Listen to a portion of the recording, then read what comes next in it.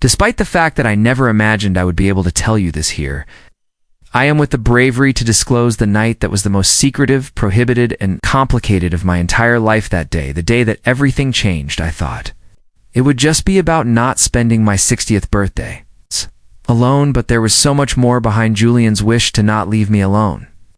I knew that it would be about more than just that it was impossible to completely ignore the pull that existed between us, the suppressed feelings and everything else that we had repressed for a number of years, those feelings that lived dormant, yet ever present beneath the surface of our interactions, waiting for a moment to rise and define the path we had both avoided for so long. In addition, that particular day was the day when everything reached its climax.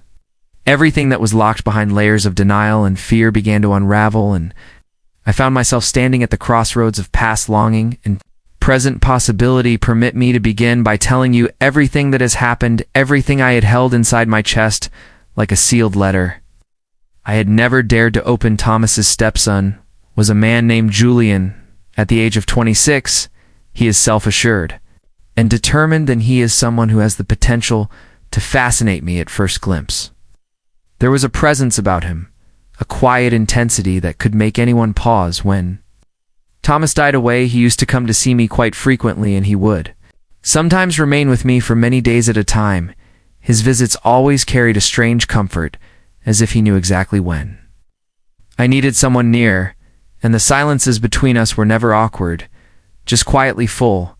But 2 years ago he vanished without a trace, without leaving a trace, and without any explanation. That absence grew heavy like a silence too long stretched, and in the time when he was not around, the times that we spent together remained firmly imprinted in the recesses of my mind. They stayed vivid like pressed flowers between pages. Although I made an effort to forget about him and to put those memories away, I was unable to do so. They returned in dreams, in music, in glances at old photographs following that the day arrived. One day he showed up at my door unexpectedly, without notice or warning, and just like that, time folded back in on itself. I quickly realized that he had not come for the only purpose of searching for some documents in the garage. Despite the fact that he professed to need to do so, I could sense there was something more, something unspoken. The look that Julian gave me was the same as it had been before. It was the kind that roused all of the feelings that I had repressed deep within myself, and it left me completely uncoordinated. It stirred something raw and electric, and my notion that there was more to this visit was confirmed when he grinned at me while holding some documents in his palm, a smile that was too knowing, too deliberate. I was correct in my assumption. This was the gramophone that Dad had placed in the garage. It's the one that I had always wanted, even when Thomas was still living. It was sitting there with my favorite record playing on it, spinning softly, filling the air with nostalgia and something unnameable, not much more than an excuse. The documents were the focus, was entirely on me. His eyes did not search the papers. They searched me the instant I laid eyes on that photograph. I had the sensation that my heart was going to burst out of my upper chest, and time felt like it was suspended between then and now, after some time had passed. Julian went without making much of a statement, but later that day he returned with a cake in his hand, a gesture that was as unexpected as it was deeply meaningful. It was still there.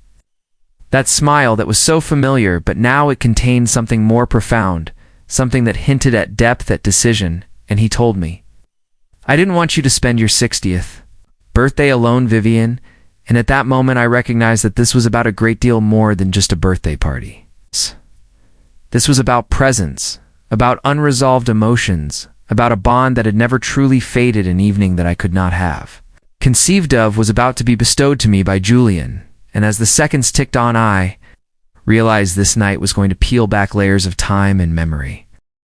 That evening everything was different. The air was heavy with something electric and unspoken, a weight that neither of us had the courage to address directly at first. Julian poured us each a glass of wine, his hand steady while mine trembled slightly. Betraying the storm that raged quietly within me, there was something in the way he looked at me, made my pulse quicken, not with fear, but with an awareness of something deeper, something inevitable. I found myself watching him more closely than usual, noting the subtle strength in his movements, the way his jaw tensed when he was thinking, the softness that sometimes crossed his face when he forgot to hide it. We sat on the couch, the cake untouched between us, and for a long time, there were no words, just music, low in the background, and the hum of possibilities hanging between us. I felt like time had loosened its grip, allowing the past and the present to blend into one another, and suddenly the boundaries that once kept our emotions. Cage began to dissolve. He looked at me as if trying to decide whether to speak or to act, and when he finally did, his voice was low and sincere. Yes. You have no idea how many times I imagined this moment, Vivian. His words struck me with the force of something both long-awaited and completely unexpected. I opened my mouth to respond, but found that I couldn't not immediately, because my heart was too full of all the things I had wanted to say for years, but had locked away for the sake of propriety and self-control. I had always prided myself on maintaining my composure, on being the one who could carry any weight in silence, but now I found myself slipping out of that old skin and into something far more vulnerable. I whispered his name as if testing how it felt on my tongue in that moment in this reality. Julian, and the sound of it broke something open between us, a dam that could no longer hold back what was coming.